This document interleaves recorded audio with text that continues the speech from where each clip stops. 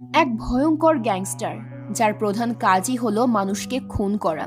তার জীবনে একদিন এক মেয়ের আগমন ঘটে, তবে ভালোবাসার পয়গাম নিয়ে নয়, খুনের সুপারি নিয়ে। কিন্তু জীবনে প্রথম সেই গ্যাংস্টার ওই মেয়ের কথায় কাউকে খুন করতে অসম্মতি জানায়। কিন্তু একটা পর্যায়ে সেই গ্যাংস্টার ওই মেয়েটাকে বাঁচানোর জন্যই মেতে ওঠে খুনের খেলায়। কে এমন ছিল ওই মেয়েটার মধ্যে, আর কেনই বা সেই গ্যাংস্টারের মন পরিবর্তন হলো, আর ওই মেয়েটা কাকেই বা মারতে চাইছিল? বলছিলাম সদ্য মুক্তিপ্রাপ্ত একটা অসাধারণ মুভি ও রোমিওর কথা। তবে মুভির নাম শুনে এটাকে কোনো রোমান্টিক মুভি মনে করবেন না। এখানে রোম্যান্স, ড্রামা, অ্যাকশন সবকিছুই ভরপুর মাত্রায় আছে। আশা করি গল্পটা আপনাদের ভালো লাগবে। তাই চলুন এখন আর কথা না বাড়িয়ে সরাসরি গল্পে চলে যাই। মুভির শুরুটা হয় 1995 সাল থেকে, যেখানে আমরা মুভির মেইন হিরো উস্তারাকে দেখতে পাই। উস্তারা একজন সুপারি কিলার। সে টাকার বিনিময়ে মানুষকে খুন করত। এক রাতে উস্তারা নিজের বাড়িতে বসে আপন মনে গিটার বাজাচ্ছিল। তখন উস্তারার এক সঙ্গী ছোটু ফোন নিয়ে উস্তারার কাছে এসে তাকে ফোনটা দেয়। খান নামের একজন অফিসার উস্তারার সঙ্গে কথা বলার জন্য কল করেছিল। উস্তারা ফোন কানে নিলেও ওপাশ থেকে খান সাহেব তাকে তার সঙ্গে দেখা করতে বলে, কিন্তু উস্তারা খানকে মানা করে দেয় আর বলে, আমি যেতে পারবো না, আমার এখন একটি এমার্জেন্সি আছে। কিন্তু খান সাহেব তার কোনো কথা না শুনে বরং উস্তার ওপর চাপ তৈরি করতে থাকে এবং তার সঙ্গে দেখা করতে বাধ্য করে। উস্ত্রা এতে রেগে গিয়ে ছোটুকে ডেকে বলে, আমি বলেছিলাম না কারো ফোন এলে তাকে বলে দিবি আমি বাড়িতে নেই? ছোটু জবাবে বলে, আমি তো তাই বলেছি, কিন্তু খান বলেছে সে জানে তুমি বাড়িতেই আছো। উস্তারা তো এতে আরো রেগে যায় আর বলে, তাহলে সে কিভাবে জানলো যে আমি বাড়িতে আছি?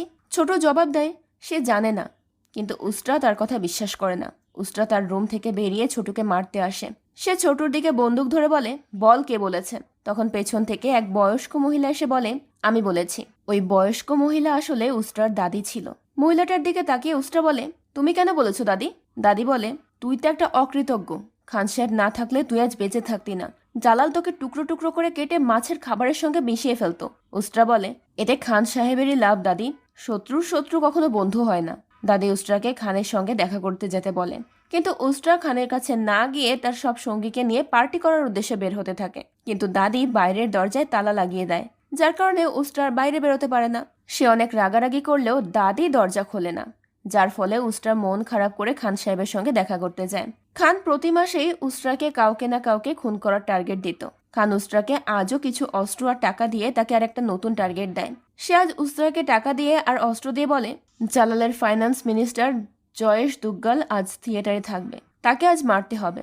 দুগ্গালের নাম শুনে উস্ত্রার মাথায় রক্ত উঠে যায়, কারণ দুগ্গাল জালালের লোক, আর জালাল হলো উস্ত্রার পুরনো শত্রু। থিয়েটারে তখন একটা গান বাজছিল। দুগ্গাল সেই গান খুব এনজয় করছিল। ঠিক সেই মুহূর্তে উস্ত্রা থিয়েটারে ঢোকে। পুরো থিয়েটারে দুগ্গালের বডিগার্ডরা ঘিরে ছিল। উস্ত্রার ভেতরে ঢুকতেই তারা টের পেয়ে যায়। গার্ডরা এসে তার উপর ঝাঁপিয়ে পড়ে। উস্তারা একে একে তাদের সবাইকে মারতে শুরু করে। থিয়েটারে চলা গানের তালে তালে নাচতে নাচতে উস্তারাও এই গুন্ডাদেরকে মারছিল। গুন্ডাদের সবাইকে মারার পর সে দুগ্গালের কাছে আসে। উস্তারাকে এত কাছ থেকে দেখে দুগ্গাল ভয় পেতে থাকে। ঠিক সেই মুহূর্তে দুগ্গালের বাকি গার্ডরাও সেখানে চলে আসে।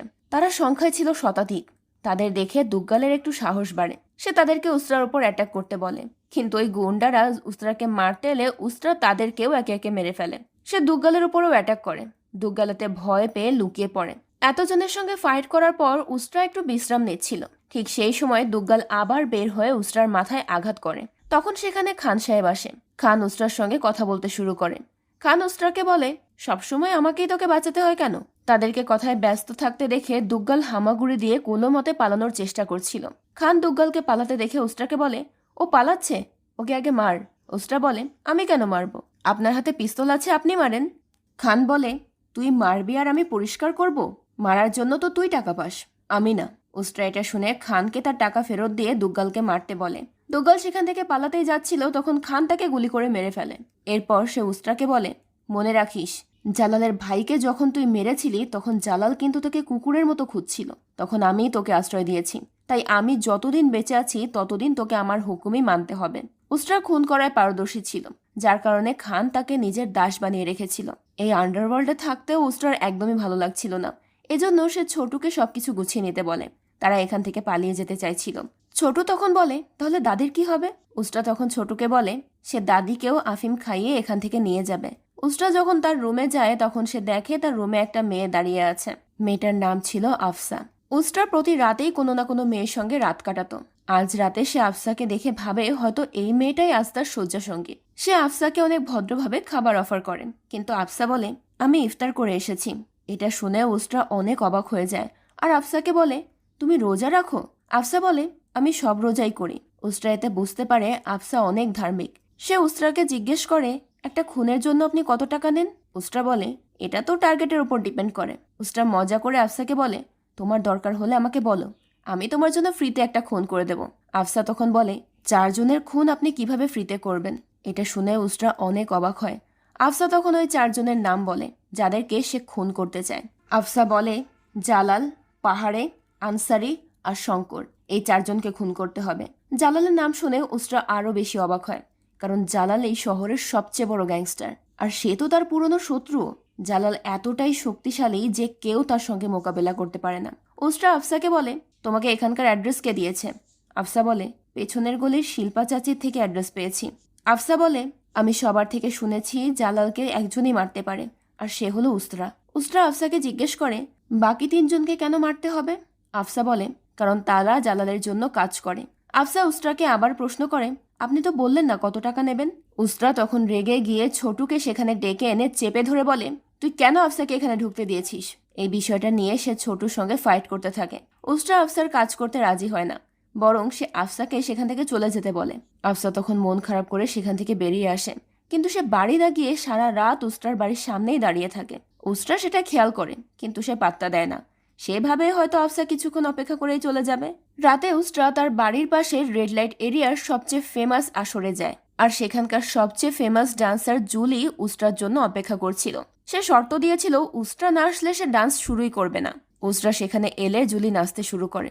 উস্তাও জুলির সঙ্গে তালে তাল মিলিয়ে নাচে। সে সারা রাত সেখানে এনজয় করে। পরদিন সকালে সে দেখে আফসা এখনো বাড়িতে যায়নি। সে সারা রাত উস্তার বাড়ির বাইরেই বসেছিল। এটা দেখে উস্তা বুঝতে পারে আফসা এত সহজে বাড়ি যাবে না, যার কারণে সে আফসাকে আবার বাড়ির ভেতর ডেকে পাঠায়। আফসা তার কাছে এসে খুনের জন্য অনেকগুলো গয়না দেয়। সে আবার আনসারি, জালাল, পাহাড়ে এবং শঙ্করকে মারতে বলে। জালালের নাম শুনে শুরুতে উস্তা আর সঙ্গীরা হাসতে শুরু করে, তবে তারপর উস্তা আফসারাকে বলে জালাল কোনো মানুষ নয়, ও একটা জানোয়ার। পুরো শহরে ওর লোক ছড়িয়ে ছিটিয়ে আছে। ওরা যদি জানতে পারে বিষয়টা তাহলে তোমাকে একেবারে টুকরো টুকরো করে ফেলবে। আফসা তখন উস্তার পিস্তল দেখিয়ে বলে ওটা বিক্রি করবে? উস্তা বলে হ্যাঁ করব, কেন করব না, কিন্তু চালাবে কিভাবে? আফসা বলে শিখে নেব। উস্তা তাকে জিজ্ঞেস করে কে শেখাবে?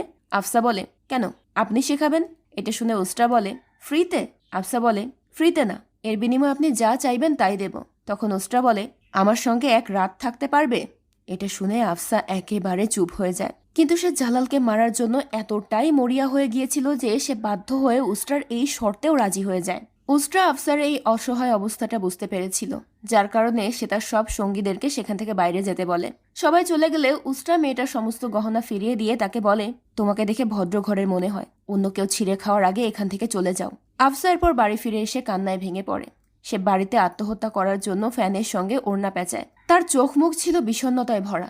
ফাঁসির দড়ির সামনে দাঁড়িয়ে আফসা অতীতের করুণ দৃশ্যগুলো মনে করতে থাকে। আর এখান থেকেই সিন যায় ফ্ল্যাশব্যাকে, আর আমাদেরকে আফসার অতীত দেয়। স্কুল টাইমে আফসার মাহবুব নামের একটা ছেলের সঙ্গে সম্পর্ক হয়েছিল।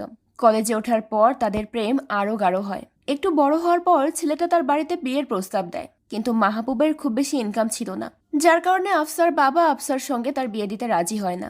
আফসার বাবা মাহবুবকে আরো বেশি টাকা ইনকাম করে আনতে বলে। তখন মাহবুব আফসাকে বিয়ে করার জন্য আরো বেশি টাকা ইনকাম করে নিজেকে আফসার বাবার যোগ্য পাত্র হিসেবে প্রমাণ করে। এরপর ধুমধাম করে আফসার বাবা তাকে মাহবুবের সঙ্গে বিয়ে দেয়। বিয়ের পর আফসা মাহবুবের সঙ্গে মুম্বাইতে শিফট হয়ে যায়।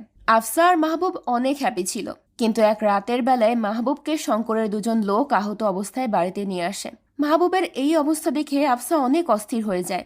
লোক দুটো বলে মাহবুব জালালের সঙ্গে কাজ করতে গিয়ে গুরুতরভাবে গুলিবিদ্ধ হয়েছে। এখানে জানা যায় যে জালালের গ্যাংয়ে শঙ্করও ছিল। শঙ্করই গাড়িতে করে মাহবুবকে বাড়িতে নিয়ে এসেছে। এখানে শঙ্কর আফসার ওপর একটু কুনজর দেয়। রাতের বেলা মাহবুবের অবস্থা অনেক খারাপ হয়ে পড়ে। আফসা মাহবুবের পাশে সারা রাত বসে থাকে। পরদিন মাহবুব একটু সুস্থ হলে আফসা তাকে জিজ্ঞেস করে গত রাতে কি হয়েছিল।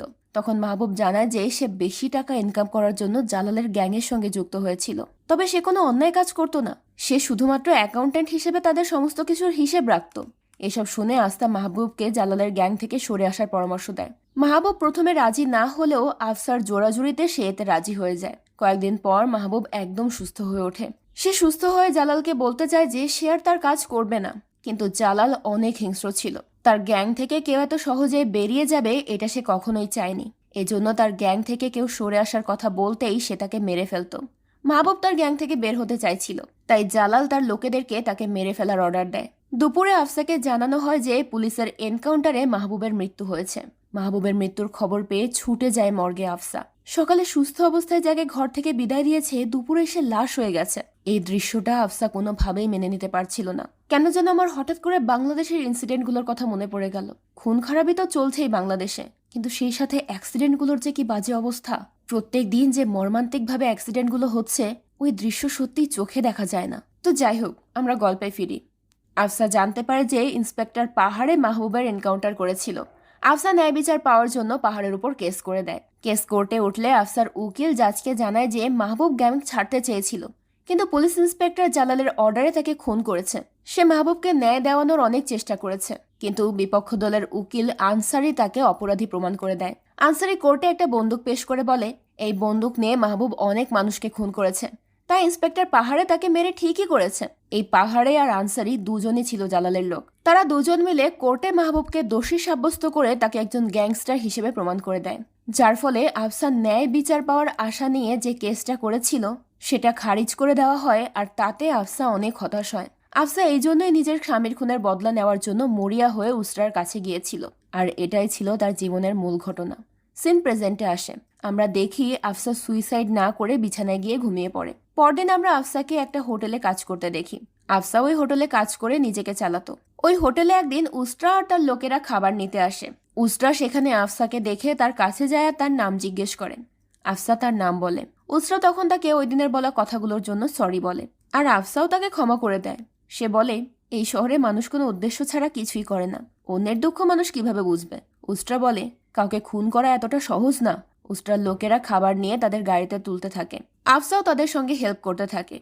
ছোটুর তখন একটা কল আসে। ছোটু আফসাকে খাবারগুলো গাড়িতে তুলতে বলে ফোন রিসিভ করতে চলে যায়। আর তখন আফসার ডিকিতে খাবার রাখতে গিয়ে সেখানে একটা পিস্তল দেখতে পায়। আফসা পিস্তলটা নিজের কাছে নিয়ে নেয়, তবে সেটা সে কাউকে বুঝতে দেয় না। পরদিন সে একটা ক্যাফেতে যায়, এমন একটা জায়গা যেখানে আনসারি আর পাহাড়ে প্রায়ই আসতো। সেদিনও তার ব্যতিক্রম হয়নি। দুজনেই সেখানে বসে খাচ্ছিল, আর পাহাড়ে সেখানে নিজের বিয়ের জন্য পাত্রী খুঁজছিল। একজন ঘটক তার সামনে একের পর এক মেয়েদের ছবি ধরছিল। তবে মেয়ে বলা ভুল হবে, ওগুলোকে মহিলা বলা চলে, কারণ পাহাড়ের যা বয়স তাতে আসলে মেয়ে জুটবে না। যাই হোক, ছবিগুলো দেখে পাহাড়ে বিরক্ত হয়ে বলে, আমি সাধারণ কাউকে বিয়ে করব না, এমন মেয়ে চাই যাকে দেখলে সবাই তাকিয়ে থাকবে, অন্যদের থেকে আলাদা হবে। এই সব কিছু দূর থেকে লক্ষ্য করছিল আফসা। তার চোখে ছিল শুধু একটাই উদ্দেশ্য, সুযোগ পেলেই তাদেরকে শেষ করে দেবে। কিন্তু বারবার সুযোগ আসলেও সে ট্রিগার টানতে পারছিল না। ভয় আর দ্বিধা তাকে আটকে দিচ্ছিল। একসময় পাহাড়ে কথা শেষ করে ক্যাফে থেকে বেরিয়ে যায়। এতে আফসা একটু অস্থির হয়ে পড়ে। তবে আনসারি তখনও সেখানে ছিল, তাই আফসা সিদ্ধান্ত নেয় এবার সে আনসারিকেই টার্গেট করবে। কিছুক্ষণ পর আনসারি ওয়াশরুমে যায়। আফসাও পিস্তল হাতে নিয়ে ধীরে ধীরে তার পেছনে যায়। ওয়াশরুমে ঢুকে সে আনসারির দিকে বন্দুক তাক করে দাঁড়ায় ঠিকই, তবে আনসারি সঠিক মুহূর্তে তাকে দেখে ফেলে এবং আতঙ্কে দুই হাত তুলে বলে, তুমি ভুল করছো, আমি তোমার কি ক্ষতি করেছি? আফসা তখন কাঁদো কাঁদো কণ্ঠে বলে, আমি মাহবুবের স্ত্রী। কিন্তু বন্দুক চালানোর অভ্যাস না থাকায় তার হাত কাঁপতে থাকে। সে চাইলেও গুলি করতে পারছিল না। আর এই সুযোগটাই নেয় আনসারি। হঠাৎ ঝাঁপিয়ে পড়ে সে আফসার ওপর। এতে করে আফসার হাত থেকে ওই পিস্তলটা ছিটকে পড়ে যায়। দুজনের মধ্যে শুরু হয় তুমুল ধস্তাধস্তি। এক পর্যায়ে আফসা কোনো মতে নিজেকে ছাড়িয়ে পালানোর চেষ্টা করে, আর ঠিক তখনই আনসারি পেছন থেকে তাকে গুলি করে বসে। গুলিবিদ্ধ হয়ে আফসা মাটিতে লুটিয়ে পড়ে। আনসারি ধীরে ধীরে তার কাছে এগিয়ে আসে। ঠান্ডা গলায় বলে, তুই মাহবুবের ওয়াইফ তো, তোকে মাহবুবের কাছেই পাঠিয়ে দিচ্ছি। সে আবার গুলি করতেই যাচ্ছিল, ঠিক তখনই পেছন থেকে উস্ত্রা এসে তার গলায় ছুরি চালিয়ে দেয়। মুহূর্তেই আনসারির সব কিছু শেষ হয়ে যায়। উস্ত্রা দ্রুত আফসাকে উদ্ধার করে তার নিজের আস্তানে নিয়ে আসে। সে একজন ডক্টরকে সঙ্গে নিয়ে নিজেই অল্প দক্ষতার সঙ্গে আফসার পিঠ থেকে গুলি বের করে এবং তাকে ব্যান্ডেজ করে দেয়। প্রচণ্ড যন্ত্রণায় কাঁপতে থাকে আফসা, কিন্তু সে বেঁচে যায়। সেদিন আবার উস্ত্রার এক ক্লায়েন্টের সঙ্গে মিটিং ছিল, কিন্তু আফসার এই খারাপ অবস্থার কারণে তারা কেউই সেখান থেকে যেতে পারেনি। ছোট ফোন করে দেসাইকে জানিয়ে দেয় তারা আসতে পারবে না। অপারেশন শেষ করে উস্ত্রা ছাদে উঠে যায়। কিছুক্ষণ পর ছোটও সেখানে আসে। চারপাশে নীরবতা। ছোট দীর্ঘ নিঃশ্বাস ফেলে বলে, এখন তো আমরা আর কোথাও যেতে পারবো না, তাই না? মনে হচ্ছে এই শহরেই আটকে গেছি। জীবিত হই বা মৃত, আমাদেরকে মুম্বাইতেই ঘুরতে হবে। কাল সব বদলে যাওয়ার কথা ছিল, এখন কি হবে আমাদের? উস্ত্রা তখন একেবারে চুপ করে থাকে। তার মুখে কোনো উত্তর নেই, শুধু আছে গভীর নীরব। এরপর উস্ত্রা সরাসরি খানের সঙ্গে দেখা করতে একটা চার্চে যায়। চার্চের ভেতরে ঢুকতেই খান গম্ভীর মুখে তার দিকে তাকিয়ে বলে, আনসারিকে মারার কোনো অর্ডার তো আমি দেইনি এখনো, তাহলে তুই কেন এই কাজটা করলি? উস্ত্রা মাথা নিচু করে শান্ত গলায় বলে, ভুল হয়ে গেছে, সরি। খান আবার প্রশ্ন করে, তুই সেখানে গেলি কেন? একটু থেমে উস্ত্রা মিথ্যা বলে, খাবার খেতে গিয়েছিলাম। খান ঠান্ডা হাসি দিয়ে বলে, পুলিশের কাছে কিন্তু সাক্ষী আছে, তারা তোকে একটা মেয়ের সঙ্গে দেখেছে। এই কথা শুনে উস্ত্রা একেবারে চুপ হয়ে যায়, তার কাছে আর কোনো উত্তর থাকে না।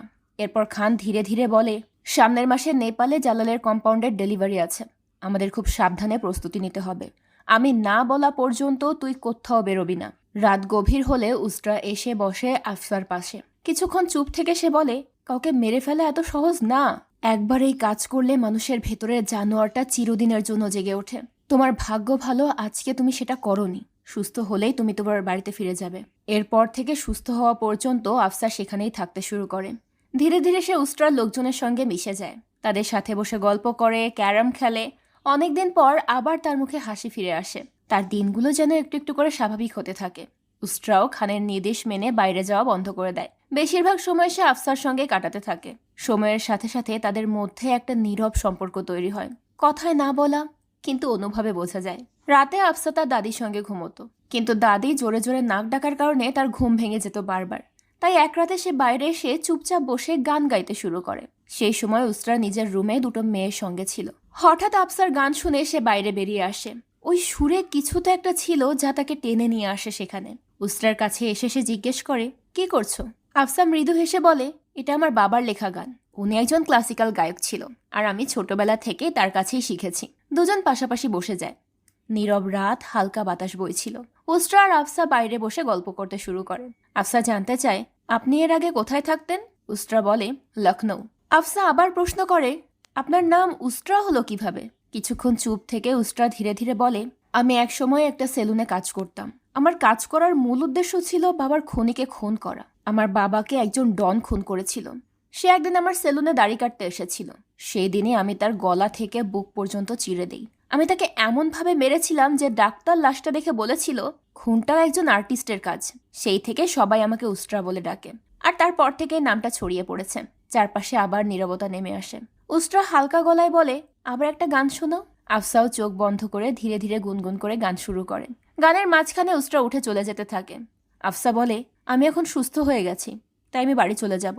উস্ত্রা তখন আফসার কাছে এসে তাকে চাদর দিয়ে কভার করে দেয় আর বলে, আমি তো ভেবেছিলাম এই ক্ষত হয়তো কখনো মিটবে না। পরদিন ছোট উস্ত্রাকে খানের কল এনে দেয়। খান উস্ত্রাকে বলে, পরের সপ্তাহে নেপালের উদ্দেশ্যে বেরোতে হবে। উস্ত্রা বলে, ঠিক আছে, এবার নেপালে ছুটি কাটিয়েই আসবো। ছোটু এরপর উস্ত্রার দিকে তাকিয়ে বলে, ভাই, সাথে ওই মেয়েটার টিকিটও করে নেই। উস্ত্রা কিছুক্ষণ চুপ থেকে মাথা নেড়ে সম্মতি দেয়। সেই মুহূর্তেই বোঝা যায় আফসা এখন শুধু তার দায়িত্ব না, তার জীবনের একটা গুরুত্বপূর্ণ অংশ হয়ে গেছে। গভীর রাতে উস্ত্রা একা দাঁড়িয়ে গুলি চালানোর প্র্যাকটিস করছিল। চারপাশে নিস্তব্ধতা, শুধু গুলির শব্দ। ঠিক তখনই আফসা সেখানে এসে দাঁড়ায়। ধীরে ধীরে বলে, আমি বাড়ি যাব। উস্ত্রা থেমে যায়, তার দিকে তাকিয়ে শান্ত গলায় বলে, ফিরে গিয়ে কি করবে? আফসা বলে, জানি না। উস্ত্রা হালকা হেসে বলে, আমি জানি, হয় আত্মহত্যা করবে আর না হয় বিয়ে করবে, কিন্তু দুটো তো একই বিষয়। আফসা অবাক হয়ে বলে, আমি আত্মহত্যা কেন করব? উস্ত্রা বলে, কারণ তুমি মনে মনে নিজেকেই মাহবুবের খুনি ভাবো। তাই যদি জালালের থেকে প্রতিশোধ না নিতে পারো তাহলে তুমি নিজেকে শাস্তি দেবে। প্রতিশোধ নিতে হলে জালালের থেকেই নিতে হবে। আফসা বলে, ওসব আমার দ্বারা হবে না। উস্ত্রা তখন বলে, জানো আমি আমার বাবার খুনিকে এত নির্মমভাবে কিভাবে খুন করতে পেরেছিলাম? কারণ আমি আমার বাবাকে আমার চোখের সামনে ছটফট করে মরতে দেখেছি। তোমার মাহবুবকে ওরা কিন্তু সহজভাবে মারেনি, অনেক কষ্ট দিয়ে মেরেছে। এরপর দৃশ্য ধীরে ধীরে ফ্ল্যাশব্যাকে চলে যায়। সেদিন মাহবুব বাড়ি থেকে বেরিয়ে শঙ্করের কাছে গিয়েছিল। সেখানে সে ফোনে জালালকে জানায় যে সে আর তার কাজটা করতে চায় না। জালাল তখন তাকে তার দল থেকে বের হওয়ার অনুমতিও দিয়েছিল। সবকিছু স্বাভাবিকই মনে হচ্ছিল। সেখানে পাহাড়েও উপস্থিত ছিল। তবে সবার হাবভাব দেখে মাহবুবের মনে একটু খটকা লাগে। তার মনে হচ্ছিল কিছু একটা ঠিক নেই। তাই সে সেখান থেকে পালানোর চেষ্টা করে, কিন্তু ততক্ষণে খুব দেরি হয়ে যায়। জালালের লোকেরা তাকে ধরে ফেলে। এরপর সবার সামনে নির্মমভাবে তাকে গুলি করা হয়। বাকি সবাই সেখানে উপস্থিত থাকলেও গুলিটা পাহাড়েই চালিয়েছিল। মাহবুব যন্ত্রণায় ছটফট করতে করতে ধীরে ধীরে মারা যায়। দৃশ্য আবার বর্তমানে ফিরে আসে। পরদিন উস্ত্রা তার লোকজন নিয়ে বসে নেপালের জন্য আলোচনা করছিল। পরিকল্পনা, সতর্কতা সবকিছু নিয়ে ব্যস্ত সবাই। ঠিক তখনই আফসা সেখানে এসে দাঁড়ায়। তার চোখে এবার কোনো দ্বিধা নেই। সে সোজা উস্ত্রার দিকে তাকিয়ে বলে, আমি গুলি চালানো শিখতে চাই। কিছুক্ষণ চুপ থেকে উস্ত্রা তার দিকে তাকিয়ে থাকে। এবার সে নিজেই আফসাকে ট্রেনিং দিতে শুরু করে, কিভাবে বন্দুক ধরতে হয়, কিভাবে নিশানা ধরতে হয়, সবকিছু। এসবের মাঝে উস্ত্রার সঙ্গে তার সম্পর্কটা আরো গভীর হয়ে যায়। একটা সুন্দর বন্ধুত্ব তৈরি হয় তাদের মধ্যে। কিছুদিন পর তারা নেপালের উদ্দেশ্যে রওনা হয়। পথে আফসা হঠাৎ জিজ্ঞেস করে, তুমি কি এর আগেও জালালের জন্য কাজ করতে? উস্ত্রা হালকা নিঃশ্বাস ফেলে বলে, জালালের জন্য না, জালালের সাথে। লখনৌ থেকে শুরু, তারপর মুম্বাই, মুম্বাই থেকে দুবাই, আর শেষে স্পেন পর্যন্ত। আফসা কিছুক্ষণ চুপ থেকে জিজ্ঞেস করে, তুমি স্পেন থেকে কেন ফিরে এসেছিলে? উস্ত্রা ধীরে ধীরে বলে, আগে আমরা সবাই একসঙ্গে কাজ করতাম। হিন্দু মুসলিম কোনো বিভেদ ছিল না। কিন্তু পরে সব বদলে যায়। আমরা ভাগ হয়ে যাই, আর জালাল পাকিস্তানের সঙ্গে হাত মেলায়। ওই সম্পর্কটা আমার পছন্দ হয়নি। আফসা একটু দ্বিধা নিয়ে বলে, আমি তো শুনেছিলাম তুমি জালালের ভাইকে মেরেছিলে, তাই তোমাকে স্পেন ছাড়তে হয়েছিল। উস্ত্রা ঠান্ডা গলায় বলে, হ্যাঁ, আমাকে মারতে হয়েছিল। এখন আবার জানতে চেয়েও না কেন? আফসা তবুও থামে না। সে আবারও সেই প্রশ্নটাই করে। ঠিক তখনই ছোটু তার লোকজন নিয়ে সেখানে এসে হাজির হয়। তাদের দেখে উস্ত্রা অনেক অবাক হয়ে বলে, আমি তোদের বলেছিলাম আমার পিছু নিতে। ছোটু হেসে বলে, ভাই, তোতার রাজার গল্প শুনেছেন? যেমন তোতার মধ্যে রাজার প্ল্যান লুকানো ছিল, তেমনি আপনি আমাদের প্রাণ। এরপর দলের একজন আফসার দিকে তাকিয়ে মজা করে বলে, তবে ভাইয়ের প্রাণ এখন অন্য কারোর সাথে বাধা মনে হচ্ছে। এই কথা শুনে সবাই হেসে ওঠে। আফসাও একটু লজ্জা পেয়ে যায়, কিন্তু উস্ত্রা চুপচাপ থাকে। এরপর আর দেরি না করে সবাই মিলে তাদের মিশনের দিকে এগিয়ে যায়। তারা পাহাড়ি গুহার ভেতরে ঢোকে, যেখানে জালালের লোকেরা মালামাল সরাচ্ছিল। হঠাৎ করে উস্ত্রার দল আক্রমণ চালায়, আর তারা সেই চালান নিজেদের দখলে নিতে চায়। ঠিক তখনই বাইরে থেকে একটা গাড়ি এসে থামে, আর শুরু হয় গুলিবর্ষণ। মুহূর্তেই দুই পক্ষের মধ্যে তুমুল সংঘর্ষ বেঁধে যায়। লড়াইয়ের এক পর্যায়ে জালালের লোকেরা উস্ত্রা আর ছোটুকে ধরে ফেলে এবং তাদেরকে তুলে নিয়ে যায়। এখান থেকে সিন কাট হয়ে যায় স্পেনে। সেখানে আমরা জালালকে বুল ফাইটিং দেখতে দেখি। তার সামনে একটা ষাঁড় একজন মানুষকে মারাত্মকভাবে আহত করছে। ঠিক তখনই তার লোকেরা উস্ত্রাকে ধরে আনার পর তাকে ফোন করে তাকে বলে, বস, বিশ্বাসঘাতককে ধরে ফেলেছি। ফোনটা উস্ত্রার সামনে ধরলে জালাল ঠান্ডা গলায় বলে, উস্ত্রা, আমার ছুটে যাওয়া তীর, আজও বুঝতে পারিনি তুই মহসেনকে কেন মারলি। তোর জন্যই আমার সন্তান পৃথিবীর আলো দেখার আগেই শেষ হয়ে গেছে। আমার স্ত্রী পাগল হয়ে গেছে। জালাল বিষাক্ত স্বরে বলে, তোকে আমি খুব তাড়াতাড়ি মারব, এই প্রতিশ্রুতি রইল। এই বলে সে ফোনটা কেটে দেয়। ফোন রাখার পর জালাল নিজেই বুল ফাইটিংয়ে নেমে পড়ে। রাগ, প্রতিশোধ সব মিলিয়ে সে যেন উন্মত্ত। শেষ পর্যন্ত সে ওই ভয়ঙ্কর লড়াই জিতেও যায়। এদিকে আফসা থেমে থাকে না। উস্ত্রার ট্রেনিংয়ে সে এখন গুলি চালাতে বেশ ভালোই পারদর্শী হয়ে গিয়েছিল। সে একের পর এক গুলি চালিয়ে জালালের লোকেদেরকে শেষ করতে থাকে। ঠিক তখনই উস্ত্রাও সুযোগ বুঝে নিজেকে মুক্ত করে নেয় এবং লড়াইয়ে যোগ দেয়। এরপর তারা দুজন মিলে পরিস্থিতি ঘুরিয়ে দেয়। আফসার চোখে তখন শুধু একটাই ছবি, মাহবুবের মৃত্যু। সে নির্মমভাবে তার শত্রুদেরকে শেষ করতে থাকে। সবাইকে মারার পর উস্ত্রা ফোন বের করে জালালকে কল করে। জালাল ফোন ধরতেই উস্ত্রা তাকে বলে, আমার পথে আসিস না, না হলে মাঝ পথেই মারা পড়ে থাকবি। আর একটা কথা, মহসিনকে আমি মারিনি, তুই নিজেই মেরেছিস। আর শুধু ওকে না, বরং নিজের সন্তানকেও তুই নিজেই শেষ করেছিস। পাহাড়ের নির্জন উপত্যকায় উস্ত্রা আর তার সাথীরা তাদের বন্ধুদের শেষকৃত্যের ব্যবস্থা করে। সবাই ভীষণ ভেঙে পড়েছিল। একটা সময়ে আফসা সুযোগ পেয়ে উস্ত্রাকে জিজ্ঞেস করে, আজকে যদি আমি না থাকতাম তাহলে তুমি জঙ্গলে না গিয়ে বর্ডার ক্রস করতে, তাই না? উস্ত্রা তার কথা অস্বীকার করার চেষ্টা করলে আফসা তার হাতটা নিজের মাথায় রেখে প্রমিস করতে বলে। উস্ত্রা তখন আর মিথ্যে কথা বলতে পারে না। আফসা বলে, কেন এতগুলো মানুষের মৃত্যুর জন্য আমাকে দায়ী বানালে? উস্ত্রা তখন ইমোশনাল হয়ে বলে, তোমাকে আমার কাছাকাছি রাখার আর কোনো উপায় আমার মাথায় ছিল না। এই কথা বলে সে আফসার কাঁধে মাথা রাখে। আফসার তখন মেহবুবের কথা মনে পড়তে শুরু করে। আফসার কাঁধে মাথা রেখেই উস্ত্রা ঘুমিয়ে পড়ে। দেখতে দেখতে সকাল হয়ে যায়। ঘুম ভাঙলে উস্ত্রা লক্ষ্য করে আফসা তার পাশে নেই। আর গত রাতে সে আফসাকে যে চাদরটা জড়িয়ে দিয়েছিল সেটা তার গায়ে জড়ানো। এরপর সে ক্যাম্পের দিকে ফিরে গিয়ে দেখে সবাই নিজেদের জিনিসপত্র গোছাতে ব্যস্ত। ছোটু তখন উস্ত্রাকে বলে, তাহলে যাও যাক ভাই। উস্ত্রা তখন আফসাকে ডাকতে বললে ছোটু জানায় যে আফসা গত রাতেই চুপিসারে বেরিয়ে গেছে। সকালে উঠে তারা কেউ আফসাকে খুঁজে পায়নি। কথাটা শুনে উস্ত্রা ভীষণ অবাক হয়। সে আশেপাশে আফসাকে খোঁজে, কিন্তু কোথাও তার হদিশ নেই। এদিকে জালাল তার লোকদেরকে ফোন করে তাদের কাছে থাকা ড্রাগসের স্টকের হিসাব চায়। তার চামচারা সেই হিসাব দিলে জালাল স্টক 4 গুণ থেকে 5 গুণ বাড়াতে বলে, আর তার জন্য সময় দেয় মাত্র 3 সপ্তাহ। তার লোকেরা 6 সপ্তাহ সময় চাইলে জালাল বলে, 3 সপ্তাহ মানে 3 সপ্তাহ, না একদিন বেশি না একদিন কম। তোমাদের কারণে আমার যে লস হয়েছে সেটা আমাকে নিজের পকেট থেকে দিতে হবে, আর তাই আমার স্টকও লাগবে। যদি 3 সপ্তাহের মধ্যে আমি স্টক রেডি না পাই তাহলে তোমাদের পরিণতি খারাপ হবে। পাহাড়ে আর শঙ্কর তখন একেবারে চুপচাপ। তারা জালালের কথা মেনে নেয়, কারণ কথা মেনে নেওয়া ছাড়া আর কোনো উপায়ও তাদের কাছে ছিল না। তারা বিভিন্ন ফিল্ম স্টার এবং নেতাদের কাছ থেকে প্রোটেকশন মানি বাড়ানোর কথা বললে জালাল রেগে বলে, ওই উস্ট্রা বডিগার্ডদের একটা আস্ত বাহিনীর মধ্য দিয়ে দুগ্গালকে মেরে ফেলেছে, এরপর আর কে আমাদেরকে প্রোটেকশন মানি দেবে? এসব কথা বলতে বলতেই জালালের চোখ পড়ে তার ওয়াইফ রাবিয়ার দিকে। সে একমনে দেওয়ালে পেন্টিং করছিল। সে একটা নীল রঙের সার্কেল তৈরি করে বলে, এটা একটা চাঁদ। যদিও জালাল জানতো চাঁদের রং কখনো নীল হয় না, কিন্তু রাবিয়া তো মানসিকভাবে সুস্থ না, তাই সেও রাবিয়ার কথায় সায় দেয়। এরপর রাবিয়া বলে, রক্তের রঙও তো নীল হয়। জালাল অবাক হয়ে প্রশ্ন করে, রক্তের রং কখনো নীল হয়? জানতাম না।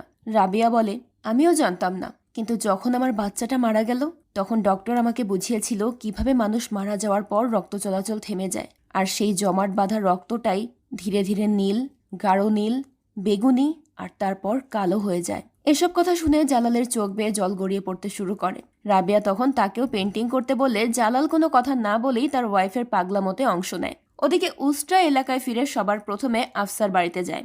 সেখানে গিয়ে দেখে বাড়ির জিনিসপত্র একই রকম আছে, এমনকি গলার সেই ফাঁসটাও একইভাবে বাঁধা, শুধু আফসা নেই। এরপর তারা শিল্পা চাচির বিরিয়ানির দোকানে যায় আফসার খোঁজ নিতে, কিন্তু সেখান থেকেও কোনো ইনফরমেশন পায় না। তাই ছোটু শিল্পা চাচিকে কিছু টাকা দিয়ে বলে, আফসার কোনো খোঁজ পেলে সবার আগে আমাদের জানাবেন। শিল্পাও তাতে রাজি হয়ে যায়। এরপর উস্ট্রা চলে যায় খানের সঙ্গে দেখা করতে। খান বলে, জালাল এখন তার লস কভার করার জন্য আদা জল খেয়ে লেগেছে, এটাই সঠিক সময় তার ড্রাগ এম্পায়ারটা শেষ করে দেওয়ার। তো কখন হামলা করা যায়? উস্ট্রা বলে, আপনার কাজ হয়ে যাবে, কিন্তু সেই সাথে আমারও একটা কাজ করে দিতে হবে। খান তখন অবাক হয়ে জিজ্ঞেস করে, কি কাজ? কারণ এর আগে উস্ট্রা টাকা ছাড়া আর কোনো বিষয়ে ডিমান্ড করেনি। উস্ট্রা তখন খানকে আফসার আইডি কার্ড দিয়ে বলে, এই মেয়েটাকে খুঁজে বের করতে হবে। খান তার কথা শুনে বুঝতে পারে উস্ট্রা ওই মেয়ের প্রেমে পড়েছে, যে কিনা প্রতি রাতে ভিন্ন ভিন্ন মেয়েদের সঙ্গে সময় কাটায়। সে এখন একটা মেয়ের জন্য এতটা পাগল হয়ে উঠেছে দেখে খান তাকে নিয়ে একটু মজা করে। তারপর জিজ্ঞেস করে, কাজটা কখন হবে? উস্ট্রা বলে, মেয়েটাকে খুঁজে পাওয়ার সাথে সাথেই। যেহেতু মনের মামলা, তাই খানও রাজি হয়ে যায়। সেখান থেকে বেরোনোর সময় খানের সঙ্গে উস্ট্রার দাদির দেখা হয়। সে খানের জন্য শরবত বানিয়ে নিয়ে এসেছিল। খান তখন তাকে বলে, এটা আপনার নাতিকে খাওয়ান, এতে যদি তার মনের জ্বালা একটু কমে। এই বলে খান সেখান থেকে চলে যায়। এরপর দাদি উস্ট্রার কাছে এসে বলে, ভুলে যা মেয়েটাকে, আর কত এভাবে নিজেকে কষ্ট দিবি? ওই মেয়েটা বারুদের মতো, নিজেও ফাটবে আর তোকেও ছিন্ন ভিন্ন করে ফেলবে। উস্ট্রা তখন তার দাদিকে বলে দেয়, তাহলে ধরে নাও ছিন্ন ভিন্ন হয়ে গেছি। কথাটা শুনে দাদি ভীষণ কষ্ট পায়। সে বুঝতে পারছিল তার নাতি ওই মেয়েটার জন্য পাগল হয়ে গেছে। বেচারা উস্ট্রা দিন রাত শুধু আফসার কথাই ভেবে যাচ্ছিল। একটা মুহূর্ত এমন নেই যখন তার আফসার কথা মনে পড়ে না। তাই ছোটু একদিন তার কাছে একটা সুন্দরী মেয়েকে নিয়ে আসে সময় কাটানোর জন্য, কিন্তু উস্ট্রা তাকে ফিরে যেতে বলে। মেয়েটা তখন তার অ্যাডভান্স পেমেন্ট ফিরিয়ে দিতে চাইলে উস্ট্রা বলে, ওটা তুমি নিজের কাছেই রেখে দাও। এরপর সে ছোটুকে রাগারাগি করে বলে, তোকে না বলেছিলাম এখন আমার কাছে কাউকে আনবি না? ছোটু বলে, আমি কিছু করিনি, দাদি ওকে রেখেছে। উস্ট্রা তখন কথা না বাড়িয়ে মেয়েটাকে চলে যেতে বললে মেয়েটাও তার কাছে এসে বলে, হয় তুমি তোমার টাকা ফেরত নাও, আর নয়তো আমাকে আমার কাজ করার একটা সুযোগ দাও। ফ্রিতে পাওয়া টাকা আমার হজম হবে না। মেয়েটাও বুঝে গিয়েছিল কাউকে ভালোবাসার কারণেই উস্ট্রার মধ্যে এই পরিবর্তন এসেছে। তাই উস্ট্রা তাকে সুযোগ দিলে সেও নিজের সর্বোচ্চ দিয়ে চেষ্টা করতে থাকে তার মন ভালো করার। কিন্তু উস্ট্রা হঠাৎ করে কাঁদতে শুরু করে, তাও আবার বাচ্চাদের মতো। সেটা দেখে মেয়েটা ভয় পেয়ে সেখান থেকে দৌড়ে পালিয়ে যায়। তখন ছোটু আর বাকিরা এসে উস্ট্রাকে এভাবে পাগলের মতো কাঁদতে দেখে অবাক হয়ে যায়। তারা জিজ্ঞেস করতে থাকে কি হয়েছে, কিন্তু উস্ট্রা কোনো কথার উত্তর দেয় না। তাই ছোটু সহ সবাই মিলে উস্ট্রার সঙ্গে কাঁদতে শুরু করে। সবাই যখন কাঁদতে কাঁদতে বেহাল দশা করে ফেলেছে, তখন উস্ট্রা সুযোগ বুঝে বন্দুক নিয়ে বাইরে বেরিয়ে যায় আর রুমের দরজাটা বাইরে থেকে আটকে দেয়। এদিকে জালালের লোকেরা হন্তদন্ত হয়ে ড্রাগসের জোগাড় করছিল। প্রায় সবকিছু কমপ্লিট হয়ে গিয়েছিল। ঠিক সেই মুহূর্তে উস্ট্রা গিয়ে তাদের ড্রাগসের গোডাউনে হামলা করে দেয়। একে একে নির্মমভাবে গার্ডদেরকে মেরে সে সামনে এগোতে থাকে। তাকে দেখে সবার আত্মা কেঁপে ওঠে। তারা উস্ট্রার সঙ্গে লড়াই করতে শুরু করে, কিন্তু তাদের কাছে বিভিন্ন রকম হাতিয়ার থাকা সত্ত্বেও তারা কেউ উস্ট্রার সঙ্গে পেরে উঠছিল না। শেষমেশ উস্ট্রা ওই ড্রাগের ফ্যাক্টরিতে আগুন লাগিয়ে বাইরে বেরিয়ে আসে। সে আসলে কাজটা করেছিল আফসার কথা ভেবে। সে জালালকে একটু জ্বালাতে চেয়েছিল, কারণ সে জানতো জালালের আত্মাও তার ড্রাগসের বিজনেসের মধ্যেই আটকা আছে। তবে সে যদি এই বিষয়টা ছোটু বা তার সঙ্গীদেরকে জানাতো তাহলে তারা কখনোই উস্ত্রাকে অ্যাটাক করতে দিত না। এই কারণে সে ছোটুদেরকে বন্দি করে এখানে এসেছে। পরদিন সকালে পাহাড়ে আর শঙ্কর জালালকে বিষয়টা জানানোর জন্য ফোন করেন। জালাল এসব শুনে ভীষণ রেগে গিয়েছিল, তবে সেটা সে প্রকাশ করে না, কারণ ওই সময় সে অন্য একটা কাজে ব্যস্ত ছিল। আসলে রাবিয়া ফ্লোরে একটা পেন্টিং বানিয়েছিল, কিন্তু সমস্যা হলো ঠিক ওই পেন্টিং এর ওপরেই সিলিং এ একটা ছোট্ট ফাটল ধরেছিল, যেখান থেকে অনবরত পানি পড়তো। জালাল অনেকবার কার্পেন্টারকে ডেকে সেটা ঠিক করিয়েছে, কিন্তু সমস্যার সাময়িক সমাধান হলেও একেবারে পানি পড়া বন্ধ হয়নি। তাই এবার সে ওই কার্পেন্টারকে ডেকে হুমকি দেয় যে রাবিয়ার পেন্টিং এর ওপর যদি 1 ফোঁটা পানিও আর পড়ে তাহলে সেটাই হবে ওই কার্পেন্টারের জীবনের শেষ মুহূর্ত। এরপর সে আবারও পাহাড়ের সঙ্গে কথা বলায় ব্যস্ত হয়ে পড়ে। সে তার চামচাদের অর্ডার দেয় উস্ত্রাকে মেরে ফেলার জন্য, কারণ উস্ত্রা শেষ হয়ে গেলে তার সমস্ত সমস্যাও শেষ হয়ে যাবে। পাহাড়েরা সেটা শুনে বেশ ঘাবড়ে যায়, কারণ উস্ত্রাকে শেষ করা তো আর মুখের কথা নয়। এমন সময় ওই পেন্টিং এর ওপর আরো 1 ফোঁটা পানি পড়ে, আর সেটা দেখে জালাল শুরু করে তার কাজ। সে তার অ্যাসিস্ট্যান্টকে বাইরে বের করে দিয়ে দরজা বন্ধ করে নির্মমভাবে ওই কার্পেন্টারকে মারতে শুরু করে। মারতে মারতে একটা পর্যায়ে তাকে প্রাণেই মেরে ফেলে। দরজার বাইরে থেকে ওই কার্পেন্টারের চিৎকার শুনে পাহাড়েরা প্রচন্ড ভয় পেয়ে যায়।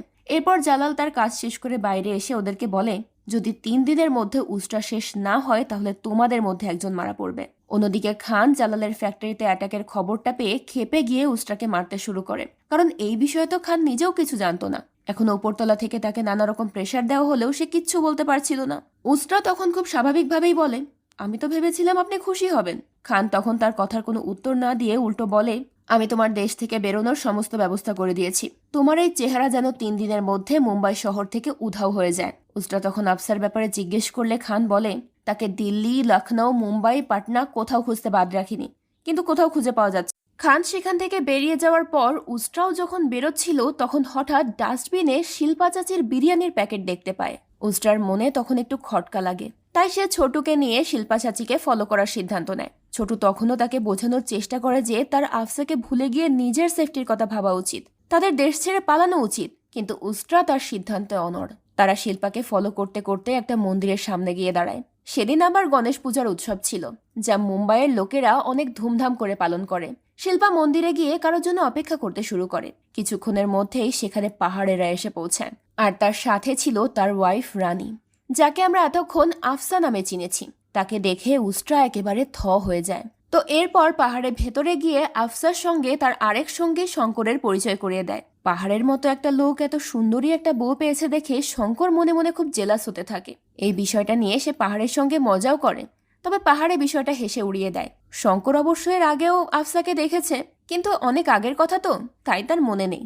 শঙ্কর আর পাহাড়ে যখন আলাদা কথা বলছিল তখন রানী শিল্পার কাছ থেকে তার আংটিটা বদলে নেয়, কিন্তু কেন সেটা আমরা একটু পরেই জানতে পারবো। এরপর তারা সবাই মিলে পূজা শেষ করে রং খেলা আর নাচ গানে মেতে ওঠে।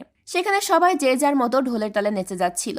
রানীও তখন নাচতে নাচতে শঙ্করের কাছে এসে পৌঁছায়। সে শঙ্করের সঙ্গে ডান্স করতে শুরু করে। তারপর সুযোগ বুঝে তার আংটির পাথরটা খুলে ফেললে দেখা যায় ভেতরে একটা বিষাক্ত পিন আছে। সে ওই পিনটা শঙ্করের ঘাড়ে বসিয়ে দিলে শঙ্কর সেখানেই মারা যায়। আর ঠিক সেই মুহূর্তে উস্ত্রা তার সামনে এসে দাঁড়ায়। তাকে দেখে রানী একেবারে হতবাক হয়ে যায়। কিছু বলার মতো ভাষা ছিল না তার। দুর্ভাগ্যবশত শঙ্করের দলের একজন রানীকে তাকে মারতে দেখে ফেলে। সে রানীর দিকে এগিয়ে আসতেই উস্ত্রা তাকে রানীর চোখের সামনে মেরে ফেলে রেখে চলে যায়, একটা কথাও বলে না। এরপর রানী চিৎকার করতে শুরু করলে পাহাড়ে সেই শব্দ শুনে দৌড়ে এসে তাকে সামলায়। সে ভেবেছিল নিশ্চয়ই উস্ত্রা এসব ভিড়ের মধ্যে শঙ্করকে মেরে রেখে গেছে, তাই সে আর রানীকে সন্দেহ করে না। পরদিন শিল্পা বাড়ি ফিরে দেখে উস্ত্রা আর ছোটু তার বাড়িতে কবজা করে রেখেছে। শিল্পা ভীষণ ভয় পেয়ে যায়। সে বুঝে গিয়েছিল তারা কেন এসেছে, তাই সে বলে, আমার এখানে কিছুই করার ছিল না, ওরা যা বলেছে আমাকে বাধ্য হয়ে সেটাই করতে হয়েছে। আর তখনই বেরিয়ে আসে এক নতুন রহস্য। আসলে খান নিজে এতদিন আফসাকে লুকিয়ে রেখেছিল।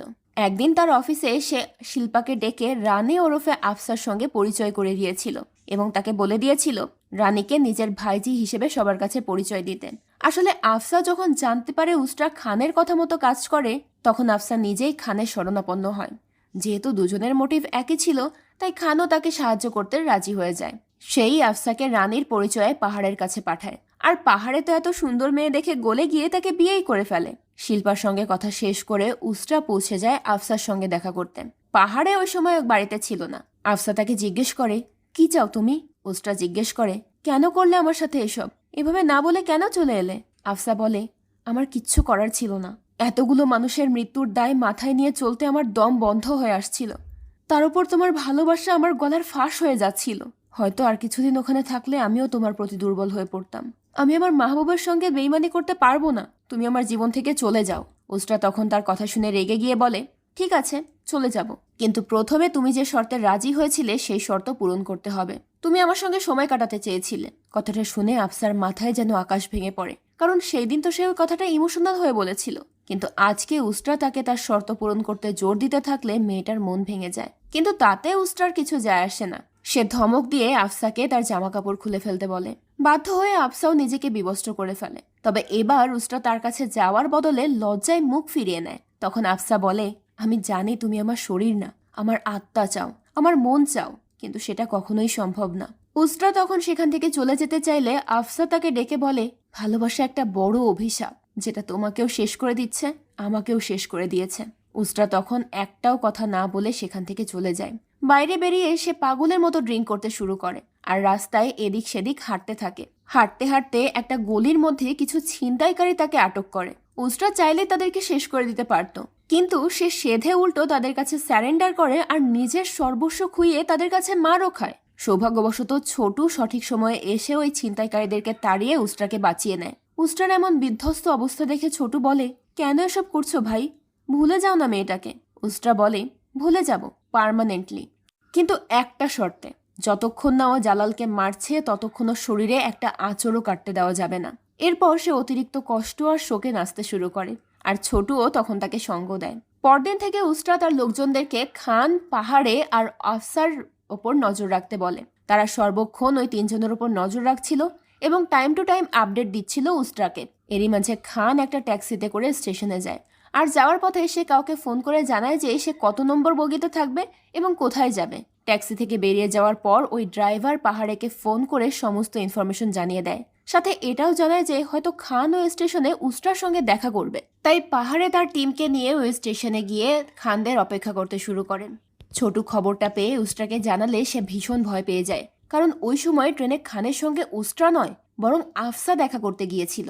উস্ত্রা আফসাকে বাঁচানোর জন্য সেখানে চলে আসে। সে আফসাকে সেখান থেকে চলে যেতে বললে খান হঠাৎ তাকে সেখানে দেখে ভীষণ রেগে যায় এবং কোনো কথাবার্তা না শুনেই তাকে মারতে শুরু করেন। উস্ত্রার হাতেও সময় ছিল না। এদিকে খানও তার কোনো কথা শুনছিল না, তাই সেও রাগের মাথায় খানকে মারতে শুরু করে। একটা পর্যায়ে তারা দুজন দুজনের ওপর অস্ত্র ধরলে আফসাও তখন উস্ত্রাকে গান পয়েন্টে নিয়ে নেয়। উস্ত্রা তখন জানায় যে রানী ম্যাডামের স্বামী আপনাদের ওয়েলকাম করার জন্য সামনের স্টেশনে অপেক্ষা করছেন। এই কথা শুনেই খান আফসাকে সেখান থেকে সরিয়ে দেয় আর নিজেও একটু শান্ত হয়। ট্রেন পরবর্তী স্টেশনে থামলে পাহাড়ে তার টিমকে নিয়ে হন্তদন্ত হয়ে ওই বগিতে উঠে সবাইকে সেখান থেকে বের করে দেয়। আফসা যেহেতু সেই সময় বোরকা পরা ছিল তাই তাকে চিনতে পারে না কেউ। সেও অন্য সব যাত্রীদের সঙ্গে সেখান থেকে বেরিয়ে যায়। পাহাড়ে তখন দেখতে পায় সত্যি সত্যি সেখানে খান আর উস্ত্রা আহত অবস্থায় বসে আছে। সেখানে উস্ত্রা আর খানের লড়াই নিয়ে একটু হাসি ঠাট্টা করে পাহাড়ে। এরপর খানকে বলে, আপনি চিন্তা করবেন না, আপনি নিশ্চিন্তে চলে যান, উস্ত্রাকে আমরা দেখে নিচ্ছি। কিন্তু খান তো তার নিয়ত সম্পর্কে খুব ভালো করেই জানতো, তাই পাহাড়েও আর বেশি ভনিতা না করে খানদের উপর অ্যাটাক করে দেয়। দুই দলের মধ্যে তুমুল গোলাগুলি চলছিল। উস্ত্রা আর খান মিলে পাহাড়ের টিমের সবাইকে শেষ করতে থাকে, কিন্তু এসবের মাঝেই হঠাৎ খানের বুকে একটা গুলি এসে লাগে এবং সে মৃত্যুর মুখে ঢলে পড়ে। উস্ত্রা এই জিনিসটা সহ্য করতে পারে না, কারণ খান তার কাছে বাবার মতো ছিল। তাই সে পাগলের মতো সবার উপর হামলা করতে শুরু করে এবং একটা পর্যায়ে পাহাড়ের টিমের সবাইকে শেষ করে দেয়। অবশেষে যখন সে পাহাড়ের উপর অ্যাটাক করতে যাবে তখন পাহাড়ে উল্টো উস্ত্রার গলায় গুলি করে দিলে সে ট্রেন থেকে সোজা পড়ে যায়। পরদিন সকালে পাহাড়ে একটা ইন্টারভিউতে কুখ্যাত গ্যাংস্টার উস্ত্রার এনকাউন্টারের বিষয়টা জানায়। খবরটা শুনে হাফসা ভীষণ ভেঙে পড়ে। শিল্পা তখন তাকে বোঝায় যে তার এখন এখান থেকে চলে যাওয়া উচিত, না হলে যে কোনো সময় তার বিপদ হতে পারে। আর এখন তাকে বাঁচানোর জন্য না আছে খান আর না আছে উস্ত্রা। তবুও আফসার এক কথা, জালালকে না মেরে সে কোথাও যাবে না। শিল্পা তখন বিরক্ত হয়ে বলে, জালালকে কোথায় পাবে তুমি? আফসা বলে, আমার আল্লাহ কোনো না কোনো ব্যবস্থা অবশ্যই করবেন। এই বলে সে হাউমাউ করে কাঁদতে শুরু করে। ঠিক সেই মুহূর্তে পাহাড়ে সেখানে চলে আসে। আফসাকে কাঁদতে দেখে তার মনে একটু সন্দেহ জাগে, তবে শিল্পা বিষয়টা সামলে নেয়। এরপর পাহাড়ে জানায় যে তারা স্পেনে হানিমুন করতে যাবে। জালাল ভাই তাদেরকে সেখানকার একটা অনুষ্ঠানে ডেকে পাঠিয়েছেন। এটা শুনে আফসা মনে মনে অনেক খুশি হয়ে যায়। সময় মতো তারা পৌঁছে যায় স্পেনে। জালালের বাড়িতে পৌঁছানো মাত্রই একদল মুখোশ পরা লোক তাদেরকে ঘিরে ধরে আসলে অনুষ্ঠানের থিম ছিল মুখোশ পরে আনন্দ উল্লাস করা, তাই পাহাড়ে আর রানীও সেই আনন্দ উল্লাসে অংশ নেয়। সে এক দৃষ্টিতে জালালের দিকে তাকিয়েছিল। জালাল হুট করে তার সামনে চলে আসে। ভিড়ের মধ্যে রানী যখন ওই আংটির পিন বের করে জালালের উপর অ্যাটাক করতে যায়, তখন জালাল হুট করে তাকে ধরে ফেলে আর তার মুখোশটাও খুলে ফেলে। রানী ওরফে আফসা তখন ভীষণ ভয় পেয়ে গিয়েছিল, কারণ জালালের হাতে ধরা পড়ার মানে হচ্ছে নিশ্চিত মৃত্যু। এমন সময় পাহাড়েও সেখানে চলে আসে আর তার হাত থেকে ওই আংটিটা খুলে নেয়। সেই সাথে আরও একটা রহস্য উন্মোচন হয়। আসলে পাহাড়ে ওই দিন খানকে মারার পর তার মানিব্যাগ থেকে আফসার আইডি কার্ডটা খুঁজে পেয়েছিল, যেটা উস্ত্রা খানকে দিয়েছিল। আর সেখান থেকেই সে বুঝতে পারে তার ওয়াইফ নিশ্চয়ই কোনো গোপন উদ্দেশ্যে নকল পরিচয়ে তাকে বিয়ে করেছে। সে বিষয়টা জালালকে জানানো মাত্রই জালাল আফসাকে স্পেনে নিয়ে আসতে বলে। তো আফসাকে পাহাড়ের হাতে দিয়ে জালাল এক মনে ট্রাম্পলিন বাজাচ্ছিল। এদিকে পাহাড়ে গিয়ে আফসাকে মারতে গেলে আফসা রাগের মাথায় তার মুখে থুতু ছিটিয়ে দেয়। এতে পাহাড়ে রেগে গিয়ে তাকে জালালের সামনে নিয়ে যায় এবং জালালের কাছে তার বিরুদ্ধে বিচার দিতে থাকে। কিন্তু জালাল তো তখন মিউজিক বাজানোতে ব্যস্ত। পাহাড়ে তখন রেগে গিয়ে তার পাশে থাকা টেপ রেকর্ডারটা বন্ধ করে দেয়। মানে জালাল এতক্ষণ নিজে বাঁশি বাজাচ্ছিল না, বাজানোর অভিনয় করছিল। কিন্তু জালালের ভয়ে সবাই হাততালি দিতে শুরু করে। জালালের পর তাকে উস্ত্রার ব্যাপারে জিজ্ঞেস করলে পাহাড়ে বলে, ও তো মারা গেছে, আমি নিয়ে হাতে ওকে মেরেছি। কিন্তু জালালের সেটা বিশ্বাস হচ্ছিল না। সে বলে, আমি আর উস্ত্রা একই শরীরের অংশের মতো, ও যদি মারা যেত আমি অবশ্যই টের পেতাম। জালাল তখন রাগের মাথায় পাহাড়েকে জড়িয়ে ধরে আদর করতে শুরু করে, কিন্তু তার হাতে একটা হাতিয়ার ছিল এবং সে বারবার আফসাকে ইশারা করছিল ওই হাতিয়ার দিয়ে পাহাড়েকে আঘাত করার জন্য। একটা পর্যায়ে আফসা সত্যি সত্যি হাতিয়ার নিয়ে পাহাড়ের মাথায় আঘাত করতে করতে তাকে মেরে ফেলে। অন্য সময় হলে জালাল আফসাকেও মেরে ফেলতো, কিন্তু সে আফসাকে না মেরে উস্ত্রার জন্য টোপ হিসেবে ব্যবহার করার সিদ্ধান্ত নেয়। কারণ সে জানতো উস্ত্রা যেহেতু এই মেয়ের জন্য এত কিছু করতে পেরেছে, তাহলে সে স্পেনেও অবশ্যই আসবে। ওদিকে উস্ত্রা বেচারার অবস্থা বেশ করুণ। গলায় গুলি লাগার কারণে তার ভোকাল কর্ডটা নষ্ট হয়ে গেছে, কিন্তু সে বেঁচে আছে। ডক্টরের পর্যবেক্ষণে প্রায় 3 মাস পর উস্ত্রা পুরোপুরি সুস্থ হয়ে ওঠে, কিন্তু তার গলাটা এখনো পুরোপুরি ঠিক হয়নি। তবুও সে ফিসফিস করে জুলিকে জিজ্ঞেস করে, আমার পাসপোর্ট কোথায়? কিন্তু জুলি তাকে কিছুই বলে না। সে পাগলের মতো তার পাসপোর্ট খুঁজতে শুরু করে। তখন ছোটু এসে তাকে তার পাসপোর্টটা দিয়ে দেয়। পাসপোর্ট নিয়ে যখন সে বেরিয়ে যাচ্ছিল, তখন তার দাদি তাকে দেখে, কিন্তু এবার আর দাদি তাকে বাধা দেয় না। উস্ত্রা তৎক্ষণাৎ রওনা হয়ে যায় স্পেনের উদ্দেশ্যে। এদিকে জালাল ততক্ষণে সেজে গুজে বুল ফাইটিং এর স্টেডিয়ামে রওনা হয়। আফসাকে সে একটা নির্জন স্টোর হাউসের মধ্যে আটকে রেখেছিল। তাকে খাবার খেতে দেওয়া হতো, কিন্তু সে ঠিকঠাক খেত না। যাই হোক, জালালের অনুপস্থিতিতে উস্ত্রা সেখানে পৌঁছে একে একে সমস্ত গার্ডদেরকে মারতে শুরু করে। এসবের মাঝেই হঠাৎ তার সামনে পড়ে রাবিয়া। তাকে দেখে রাবিয়া থমকে যায়। দেখে মনে হচ্ছিল সে উস্ত্রাকে চিনতে পেরেছে। আর তখনই অতীতের এক রহস্য সামনে আসে। রাবিয়া একদিন জেনে গিয়েছিল যে তার হাজবেন্ড পাকিস্তানি আইএসআই এর সঙ্গে হাত মিলিয়েছে, আর এই বিষয়টা সে খানকে ফোন করে জানানোর চেষ্টা করছিল। কিন্তু দুঃখের বিষয়, জালালের ভাই মোহসিন প্যারালাল ফোন লাইনের মাধ্যমে তার কথা শুনে ফেলে। তাকে দেখে রাবিয়া ভয়ে সেখান থেকে পালাতে শুরু করে, কিন্তু প্রেগনেন্ট হওয়ার কারণে সে খুব জোরে হাঁটতেও পারছিল না। সেই সময় মোহসিন তাকে মারতে শুরু করলে রাবিয়ার চিৎকার শুনে উস্ত্রা ছুটে আসে। সে রাবিয়াদের ঝগড়ার কারণ জিজ্ঞেস করলে রাবিয়া উস্ত্রাকে জানিয়ে দেয় যে জালাল এখন আইএসআই এর সঙ্গে হাত মিলিয়েছে। এটা শুনে উস্ত্রা হতবাক হয়ে যায়। তবে মহসিন এসব কথায় পাত্তা না দিয়ে রাবিয়ার উপর অ্যাটাক করতে গেলে রাবিয়া সেলফ ডিফেন্সে মহসিনকে গুলি করে মেরে ফেলে। যদিও সে কাজটা করতে চায়নি, তাই মহসিনকে মারার পর সে একেবারে ভেঙে পড়ে। উস্ত্রা তখন বিষয়টা সামলানোর জন্য রাবিয়াকে বলে, তুমি কিচ্ছু করনি, যা করেছি আমি করেছি। রাবিয়া তখন তাকে সেখান থেকে পালিয়ে যেতে বলে। উস্ত্রাও তখন বাধ্য হয়ে সেখান থেকে পালিয়ে যায় আর রাবিয়াকে বলে চিৎকার করতে, যাতে তার চিৎকার শুনে তাকে কেউ বাঁচাতে আসে। ওই প্যানিকের কারণে বেচারির বাচ্চাটাও নষ্ট হয়ে গিয়েছিল এবং সেও মানসিকভাবে অসুস্থ হয়ে পড়েছিল। তবে আজ উস্ত্রার মুখোমুখি হওয়ার পর রাবিয়া তাকে ওই স্টোর রুমের চাবি দিয়ে বলে, যাও, মেয়েটাকে ওখানে আটকে রাখা হয়েছে, ওকে বাঁচিয়ে নাও। উস্ত্রা বলে, তুমিও আমাদের সঙ্গে চলো। কিন্তু রাবিয়া বলে, এখানে আমার সন্তানের আত্মা আছে, আমি ওকে ছেড়ে কোথায় যাব? এখানে তার কথা শুনে মনে হচ্ছিল না সে মানসিকভাবে অসুস্থ। আসলে সে জানতো তার সত্যিটা জালালের সামনে আসলে জালাল তাকে মারতেও দ্বিধাবোধ করবে না। এই কারণেই সে পাগল হওয়ার নাটক করে গেছে এতদিন। যাই হোক, রাবিয়া উস্ত্রাকে চাবিটা দিয়ে জালালের কাছে চলে যায়। এদিকে উস্ত্রা যখন আফসাকে মুক্ত করতে যায়, তখন আফসা তাকে দেখে দৌড়ে এসে জড়িয়ে ধরে। এরপর তারা সেখান থেকে একসঙ্গে বেরোতে শুরু করে আর বেরোনোর সময় বাকি গার্ডদেরকেও একসঙ্গে শেষ করতে থাকে। সবাইকে শেষ করার পর আফসা এসে উস্ত্রাকে বলে, কেউ কাউকে এতটা ভালো কিভাবে বাসতে পারে? উস্ত্রা কিছু বলার আগেই ছোটু গাড়ি নিয়ে সেখানে পৌঁছে যায়। উস্ত্রা বলে, চলো, জালাল এখনো বেঁচে আছে, কিন্তু এত কিছুর পর আফসা আর উসরাকে কোনো বিপদের মুখে ঠেলে দিতে চাচ্ছিল না। কিন্তু উসরা বলে, সুপারি যেহেতু নিয়েছি, কাজ আমাকে করতেই হবে, চলো, ভয় পেলে চলবে না। আফসাও তাতে রাজি হয়ে যায়। তারা একসঙ্গে রওনা হয় বুল ফাইটিং স্টেডিয়ামের দিকে। এরই মাঝে জালালের এক মৃতপ্রায় লোক ফোন করে জালালকে জানিয়ে দেয় যে রাবিয়া পাগল নয়, বরং সে এতদিন অভিনয় করেছে এবং উসরাকে সে সাহায্যও করেছে। এই কথা শুনে জালাল আড়ালে গিয়ে রাবিয়ার সঙ্গে দেখা করে। রাবিয়া বুঝে গিয়েছিল তার সময় শেষ হয়ে গেছে। এরই মাঝে উসরা সেখানে পৌঁছে যায়, আর স্টেডিয়ামের মাঝে তার আর জালালের মধ্যে ভয়ঙ্কর ফাইট শুরু হয়। জালাল সেখানে রাবিয়ার কাটা মাথাটা বের করে দেখালে উসরা খুব কষ্ট পায়, কিন্তু অবাক হয় না, কারণ সে জানতো জালালের কাছে এগুলো কোনো ব্যাপারই না। দুজনের মধ্যে তুমুল লড়াইয়ের শেষ পর্যায়ে জালাল দুর্বল হয়ে পড়ে, আর তখন উসরা তাকে আফসার হাতে ছেড়ে দেয়। আফসার নিজ হাতে জালালকে খুন করে তার স্বামীর মৃত্যুর প্রতিশোধ নেয়। এরপর সে উসরার কাছে ফিরে এসে পরম ভালোবাসায় তাকে জড়িয়ে ধরে। আর এই গল্পটাও এখানেই শেষ হয়ে যায়। তো গল্পটা আপনাদের কাছে কেমন লাগলো সেটা অবশ্যই কমেন্ট করে জানাবেন। দেখা হবে পরের ভিডিওতে। আজকের মতো বিদায় নিচ্ছি। আল্লাহ।